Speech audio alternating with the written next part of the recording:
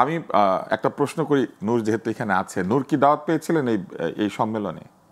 না, এখানে দেখলাম যেটা পত্রপত্রিকায় সম্ভবত 3টে দলকে ফর্মালি ইনভাইট করেছিল, তাদের প্রপোজাল একটা বিএনপি, জামাত এবং এনসিপি।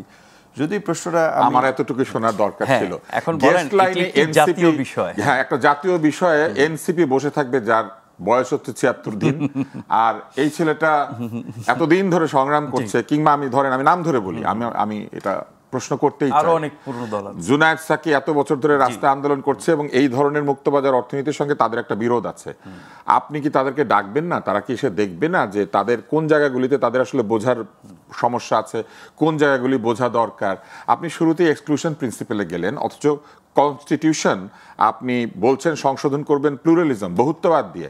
3টা দলের বাইরে 4 নম্বর দলকে ডাকতে পারেন না, আর বহুত্ববাদের কথা যদি আপনি বোঝাতে চান, আমার মতো নাদার নাগরিক প্রশ্ন করবে। তার মানে সবকিছু থেকেই রাজনীতিকে একটু দূরে সরিয়ে রাখা, রাজনীতিকে দূরে সরিয়ে রাখা মানেই হচ্ছে স্বৈরাচারের পতন মুক্ত করা। যত বেশি রাজনৈতিক দল পুরো প্রসেসের মধ্যে সম্পৃক্ত হবে, তত বেশি স্বৈরাচার ঠেকানো যাবে। যখনই 1টা বা 2টা বা 3টা দল সবকিছুর অভিভাবকত্ব নিয়ে নেয়, তখনই স্বৈরাচারের মাথা বের হয়ে আসে সানরুফের ভেতর দিয়ে, এবং সেটা কিন্তু আমরা দেখতে পাচ্ছি, এবং এটা নিয়ে অবশ্যই আশঙ্কা করব। 16 বছর আমরা একটা শাসনের মধ্যে থেকেছি, নিশ্চয়ই এই জন্য না যে লোকজন ভোট দেরি হবে এবং বলবে যে আমরা অনেক ভালো কাজ করছি।